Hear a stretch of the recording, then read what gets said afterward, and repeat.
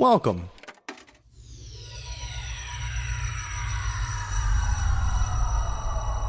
to Arcade Audio. Welcome to Dilettante Ball. I'm Johnny. I'm Spencer. Here on Dilettante Ball, we go on Wikipedia. Let me click random article. Let me talk about it. Yeah, we do. Johnny, you know what else we talk about? Oh gosh. I think I do. What? Arcadeaudio.net /RawBloggin. It might be raw-bloggin. I believe it's RawBloggin. That's right. I just wanted to mention that. I write about wrestling. Yeah. What do you got going on, Johnny? You've got other podcasts, so we don't really ever talk about your other podcasts you do. I feel like the other podcasts I'm doing on well need enough. to be talking about this one. Yeah, I'm on a little podcast called Campaign. Mm-hmm. It's a Star Wars real play or actual play. Sorry, Star Wars actual play podcast where we play Edge of the Empire by Fantasy Flight Games. And I'm on another podcast called Never Tell Me the Pods, where we just talk about Star Wars because we don't talking about Star Wars here literally every week is right. just not enough for you me. don't get enough. Yeah, you need 3 podcasts where all you do is talk about Star Wars. Johnny, let me ask you a question about actual play. Yeah. So I'm not familiar. So I don't listen to role-playing game podcasts as it is. Sure. So I was unaware that there were different breakdowns. Mm-hmm. What is there another category of role-playing podcasts where you what is the alternative to actual play? I guess just discussing role-playing games. Okay, interesting. We're just playing a game. You're rolling dice, you're talking about stuff, and it's recorded and released Gotcha. as content. Okay. Cool. So check it out. It's on the One Shot Podcast Network. That's oneshotpodcast.com. Google it and you'll find it. I think if you type in arcadeaudio.net, it does like a send through. Yeah, arcadeaudio.net redirects RawBloggin. Yeah, that'll get you Redirects right to my Star Wars actual play podcast. Cool. Yeah, it's fun. It's fun. I love Star Wars, and it's the only thing that matters to me. We're both on an improv team together. That's true. I mean, yeah. With Patrick Bodenhausen. Yeah. It's called Houndstooth. Check us out, facebook.com/houndstoothimprovv. That's right. You're right. Find us on Twitter at HTImprov. We never use it. Yeah, don't find us on Twitter. Find us on Twitter at Johnny and Briefs, JohnnyInBriefs, and at Speham, SPEHAM. You can find us both together as this podcast at Dilettante Ball, DILETTANTEBALL, hashtag Twitter. And you can also find us on Twitter at Panera Beard. Oh, yeah. PANERABEARD. Yeah, we haven't updated that in a while. No, we haven't. We should. Should we do it again? I think we should, yeah. I mean, we it was such a hassle because Twitter took us down. Yeah, and we fought tooth and nail. the man. And we kept back. And then we just gave up. Yeah, it was like, we got it. Mischief we won. managed, yeah. Yeah. But basically, we just realized that a bunch of people kept misspelling Panera Bread as Panera Beard. So I was like, well, let's take advantage of it. And we did. I still want to make a Twitter for Patrick. And I almost did the other day, but I felt kind of bad. We'll do it. We'll do it this week. At Hunky B. Done. I'm sure that's something already. Oh, there is one campaign thing that I would enjoy plugging. Oh, sure. We get fan art a lot. It's actually amazing. I love that you get fan art. We started getting a lot of erotic fan art. No, you didn't. So we've created a separate Tumblr just for erotic fan art. So it's dumpsterbondage.tumblr.com. So check it out. It is not safe for work. That's the best news I've heard all day. Yeah, it's awesome. Fucking rad. I can't wait. I'm so excited. Speaking of fan art, if you want to do fan art of me and Johnny, feel free, erotic or non-erotic. We're just two normal-looking pieces of shit. Yeah, so let your imagination run wild. I would love just draw 2 generic white guys with beards. Yeah. I actually got crossover fan art of Campaign and this. And it was my character from Campaign doing the intro to our podcast with another character from Campaign. As me, or as in my role, rather. Sort of, yeah. Okay, that's awesome. I don't remember who did it, but I will post a link to it. That's fantastic. What a world. That's close enough. We did it. Also, maybe this whole first 10 minutes of this podcast has been cut right out. real inside baseball for other people. Not even for me and you, just me and other people and you and other people. Yeah, I don't know. I think it's all good. I think you get your money's worth with our podcast. It's true. Dante Lavelli. Dante Bert Joseph Gluefingers Lavelli. I'm in. February 23rd, 1923 to January 20th, 2009. Holy hell. Was an American football end who played for the Cleveland Browns in the All-American Football Conference and the National Football League from 1946 to 1956. How did a guy who played football in the 40s live to be 90? Not well.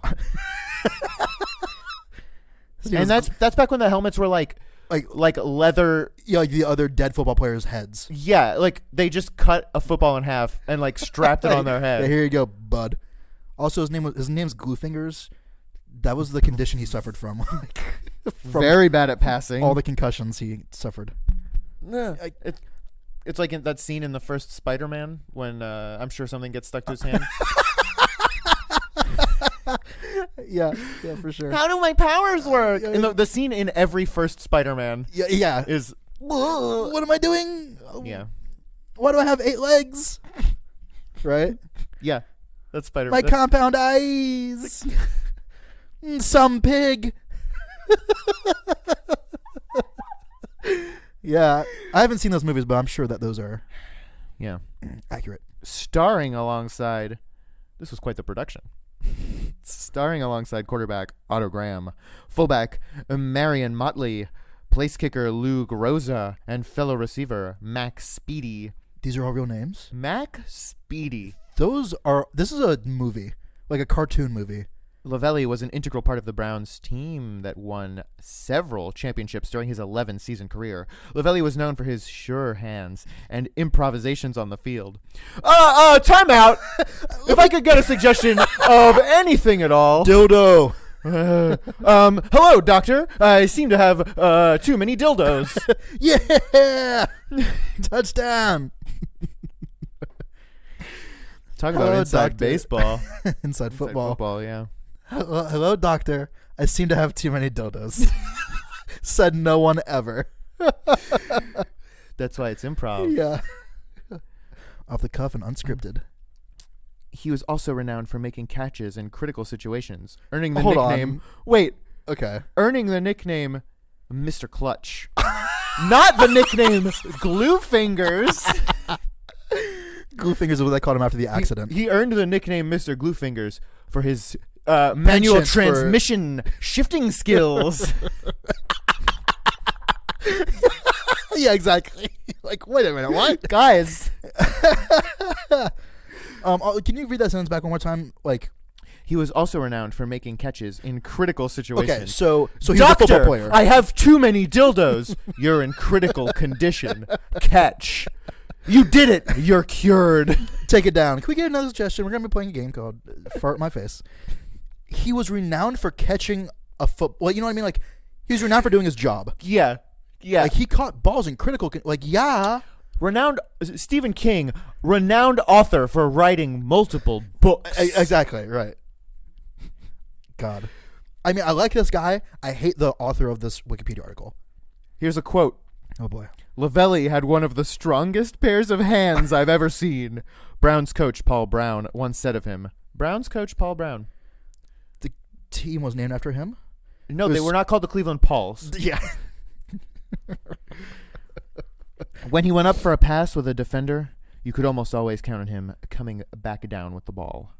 That's just a quote, unattributed, a separate sentence. Also, that's a bad... if you're a professional football player... You should be doing this. Yeah, yeah. If he had said every time, damn, that's a good... that's Glue Fingers. I mean, most of the time he did it. It's well, who cares? 70% of my surgeries succeed 100% of the time. Right. I mean, yeah, that's basically what's happening. Lavelli grew up in Hudson, Ohio, and played football, baseball, and basketball at his local high school. Triple threat. After graduating, he enrolled at Ohio State University. Not the Ohio State I was University. before they added that. Where he played only a handful of games before he was drafted for service by the U.S. Army during World Wow. War II. Wow. Returning in 1945 after serving in Europe, he joined the Browns in the team's first ever season in the AAFC. Helped by Lavelli's play, the Browns won each of the AAFC's championships before the league dissolved in 1949, and the team was absorbed by the NFL. Cleveland continued to succeed in the NFL, winning championships in 1950, 54, and 55. Lavelli, who helped found the National Football League Players Association.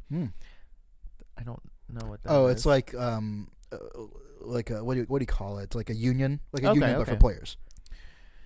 Towards the end of his career, retired after the 1956 season. After retirement from football, Lavelli had held a variety of coaching and scouting jobs and was active in the NFL alumni affairs. He also ran a furniture store in Rocky River, Ohio. Thank you. Let's hear about that. My chairs are a home run. He was elected in the Pro Football Hall of Fame in 1975. He died in a Cleveland hospital in 2009. From too many dildos. That's called a callback. I thought for some reason you were gonna say he died in a cliff climbing accident. I don't know why you thought that, but I don't know either. But I was like, damn, like what a man. How old was he when he died? Does it say right there? At the 85. top? Not 85. bad. That's all right. For a guy who played football in the 40s and then went to Europe to fight in World War II. Pretty good, dude. Yeah. Date of birth, February 23rd, 1923. They called him glue fingers because his fingers got shot off in the war and they had to glue them back on. Place of birth, Hudson, Ohio.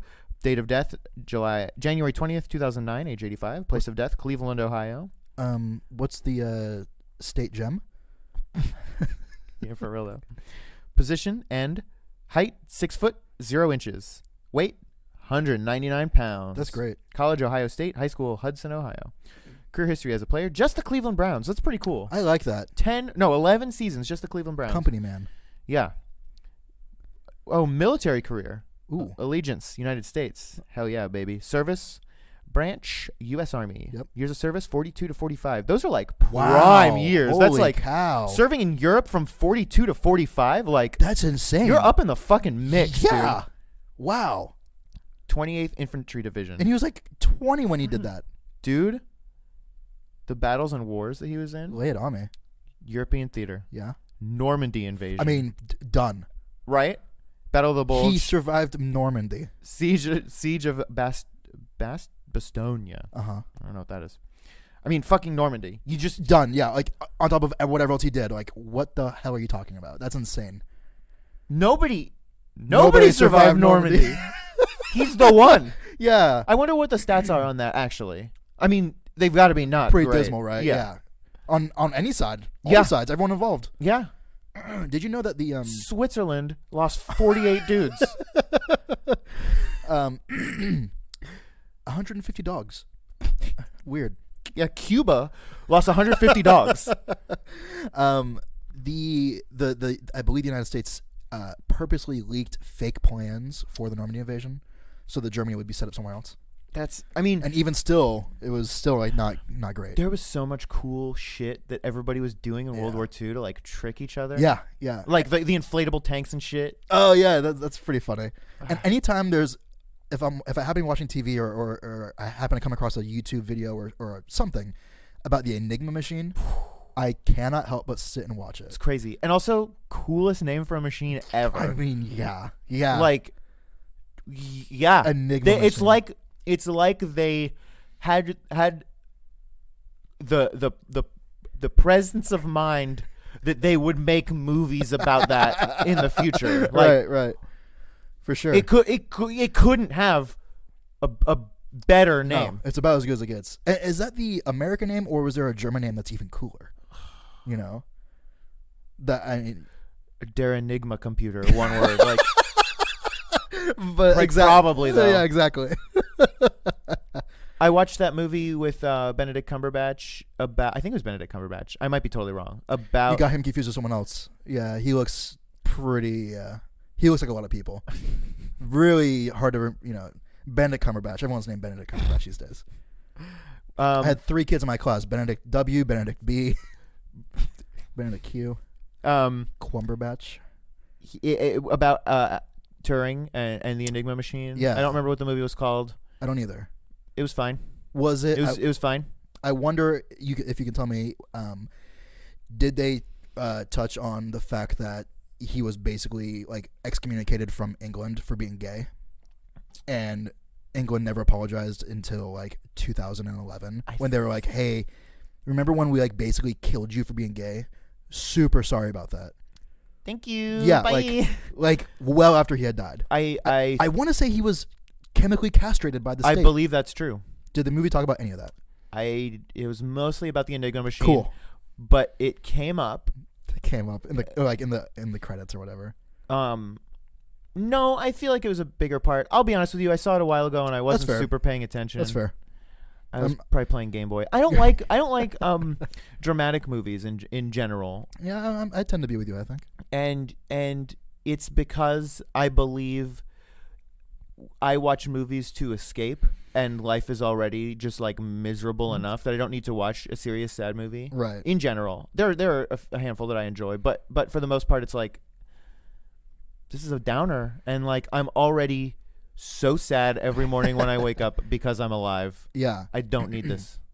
I think I watch them just so I can be more lean in. Yeah, I can lean in and then feel like this like sense of like self-righteousness at like everyone else, like, oh, you didn't watch this shitty movie that made me feel like crap.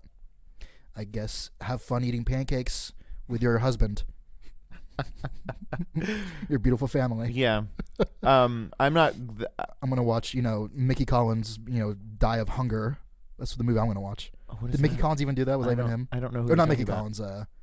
Yeah, Michael Collins. Oh, sure. I don't know why. You were good friends. Yeah, Mickey. I tied him up in my room and I watched him die of starvation. Yeah. I don't. Irish people don't even call him Mickey Collins. No. Yeah, and it makes me feel.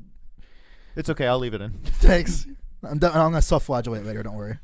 You were probably gonna do that anyway. Yeah. I mean, how else am I gonna get off?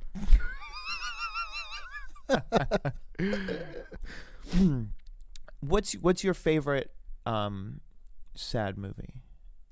I don't know that I really have one. Also, here we are again. We're on kind of a hot streak of sad talk on this podcast.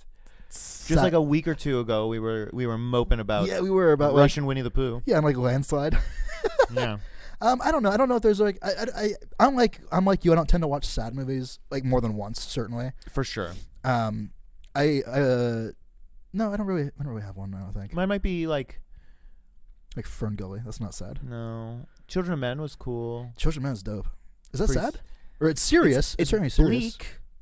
Yeah, that's a good choice because it's kind of like all the bleakness of a zombie movie with like none of the bullshit about none of the bullshit. Yeah, zombies are like played out, right? They've been played out for like 5 years, dude. Like when The Walking Dead aired, I was when like, it started, it was like I was like, this is played. I remember sitting in like the Gainesville Ale House talking to our friends Robert and Rich and being like, "This is whack, right?" You mean Arcade Audio brethren Robert from and Rich. Picked Up Podcast? Yeah. Yeah. That being said, I watch it. Yeah, and there's nothing wrong with it. It's fine, but it's like, what's the next thing? Like, let's move on. I mean, even Game of Thrones has fucking zombies in it now. Really? Yeah. Were they in the books? Yeah, but not a huge part. They're a bigger part in the show. Sure. But they do exist in the book, so it's not out of nowhere. But yeah, it's like, oh God, I'll tell you what, though. If zombies keep bringing me quality haunted houses at Halloween Horror Nights, the nation's premier Halloween event, I'm on board. Johnny, we're getting real close to Halloween. Dude. We're about 6 months away. It's crazy. We're there. Have you picked out a costume yet? No. I know it's April. I know. Well, I do know the dates of Halloween Horror Nights this year, so we're already planning our trip to Florida. Perfect. It's starting earlier and earlier. It starts like the 18th or 19th of September this year. I love it. I mean, they're doing it right. They're creeping. I agree. Shout out to Halloween Horror Nights at Universal Orlando for getting the creep crept. Hashtag Halloween Creep 2K16. I love it. I mean, by the time we die, Halloween will be a year-long event at Busch Gardens or wherever it is you go, Universal Studios. We need like a Halloween theme park, like Spooky Land. Wow. Yeah. Horrorland, the Goosebumps book. Yeah. That we'll never read on this podcast. What the hell was I gonna say? When I was a kid, so there was a Sim roller coaster, it was a roller coaster tycoon. I'm sure there was Sim coaster. There was a too, Sim actually. theme park, which I played. I played the hell out of Sim theme park, and one of the like. So basically, you would like pick a plot of land, like, okay, do you want it to be here at Cowboy World, or and one of them was like Halloween Land. It was the only one I ever did. And it was awesome. And I built huge, Halloween themed roller coasters and teacup ride, but with pumpkins instead. And you've seen obviously Mr. Bones' Wild Ride. Yeah, I have. It's pretty good. Yeah, it is really good. I mean, for those of you that haven't seen it, it's like a roller coaster, a water ride it's a that roller someone coaster. Made in Roller Coaster Tycoon. That's just it takes like years. It takes years for people to ride it through. But then when you get off, the exit line loops back around, so you can only go back on the ride. So yeah, people like live and die, like they're born and it's like a biome. It's like a little self-contained community of people living and dying. And that reminded me, because it gave me a good laugh just now, of another good laugh that I had today that I shared with you that I just want to share with everyone. I love it. Shout out to Kid Rock for being the first CD I ever owned. Is that true? Yeah, that's true. Get Devil Without a Cause. I'm going platinum, baby. For his Twitter account being so self-aware and simultaneously so oblivious. Yeah. He must be fully aware, but also not. Yeah, I'm with you. I don't know. He's fully aware, but someone else should have power of attorney. like he's aware, but he can't be trusted. Right. He had a tweet where he was at a court in front of like a judge's office, and it just says the text above the picture on the tweet just said, "Hey, authority." And it's just a picture of him giving the finger next to the judge's name placard or whatever. And I don't even know what's the story behind it. I looked through his tweets. There's just nothing. Chilling the most, baby. Yeah, rock that bitch up and down this coast. So, I feel like the Dilettante Ball motto is "Hey, authority," and then giving the finger. Because that's just how we fucking do. Yeah. We're here week after week, just chilling the most. Hey, authority. Smell you later. Like I never wanted to do it, but I was always like, that's interesting. Fuck, I'd do it. I don't give a shit. Thank you for playing Arcade Audio. Play more at arcadeaudio.net.